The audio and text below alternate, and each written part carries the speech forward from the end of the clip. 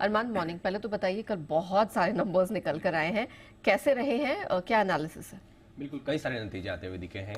ITC आपको week quarter आता हुआ दिखा है। आय लगभग 2% बढ़कर आई है। मार्जिन्स देखें तो 38.3% से गिरकर 36.5% पर आते हुए दिखे हैं। अनुमान 38.3% का था। एनटीपीसी अनुमान से थोड़े कमजोर नतीजे हैं, बिलो एस्टिमेट्स हैं। आय लगभग 4.7% गिरकर आई है।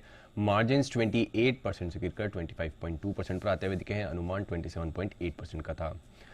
बजाज फाइनेंस यहाँ पर अगर आप देखें रिजल्ट्स, अगर आप देखें ओवरऑल बुरे नहीं हैं, पर आप लगभग देखें कि अगर सिमिलर टाइम्स ऑफ आते हुए दिखे हैं।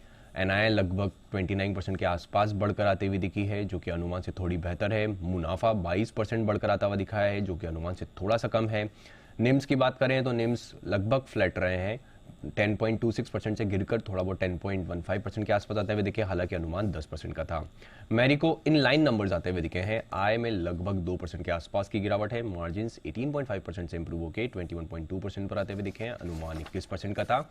पिरामल एंटरप्राइजेस यहाँ पर अगर आप देखें एआईएफ के एडजस्टमेंट्स जो हैं उसके चलते रिजल्ट्स में थोड़ी आपको दिक्कत आती हुई दिख रही है। एनआईआई जो है वो डाउन हुए हैं 19.2%।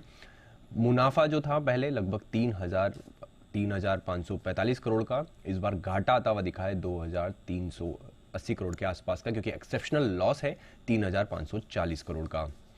वोडाफोन आइडिया यहाँ पर ऑपरेशनली आपको नंबर्स जो हैं बढ़िया लग रहे हैं। आय लगभग 0.4% गिरकर आती हुई दिखी है। मार्जिन्स 40% से बढ़कर 40.8% पर आते हुए दिखे हैं। अनुमान 40.3% का था। पेट्रोनेट एलएनजी अनुमान से बेहतर नतीजे हैं। अंत में आय लगभग 18% बढ़ी है। मार्जिन्स 10% से इंप्रूव होकर 11.6% पर आते हुए दिखे हैं। अनुमान 8.8% का था और मुनाफे में भी 45% के आसपास का उछाल दिखा है। और ये भी बता दीजिए कि आज कौन कौन से नंबर्स एक्सपेक्टेड है और खबरों के दम पर कहाँ कहाँ एक्शन दिखेगा? बिल्कुल, आज भी कई सारे नतीजे हैं। निफ्टी में आपको बजाज फिनसर्व, डॉक्टर रेड्डीज, एलएनटी के नतीजे आते हुए दिखेंगे। एफएनओ में भी कई सारी कंपनियां हैं, जिसमें M N M financial services, Voltas, Astral, Coromandel international, SRF जैसी कंपनियां जिनके नतीजे आते हुए दिखेंगे। दामपुर शुगर मिल्स, इनका बायबैक बंद हो जाएगा। सांगी इंडस्ट्रीज, इनका ओपन ऑफर जो अंबुजा सीमेंट के लिए जो है वो बंद हो जाएगा। फिर सेलो वर्ल्ड, इनका एंकर लॉक इन खत्म होगा।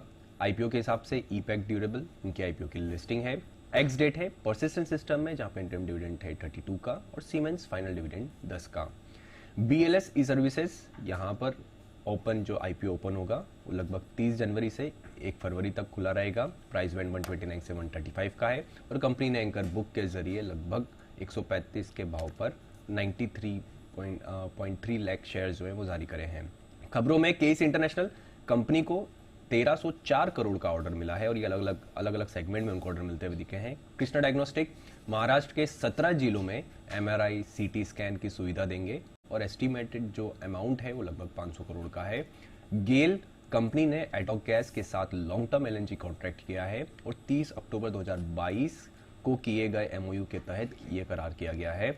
और अंत में टेलीकॉम स्टॉक्स पर फोकस रखना है, क्योंकि नवंबर का टेलीकॉम का डेटा है जिसमें कुल 31.8 लाख ग्राहक जोड़े हैं। जियो ने नवंबर में लगभग 34.5 लाख ग्राहक जोड़े हैं। भारतीय एयरटेल ने 17.5 लाख ग्राहक जोड़े हैं और वोडाफोन आइडिया की बात करें तो उन्होंने लगभग 11 लाख के आसपास ग्राहक गंवाए।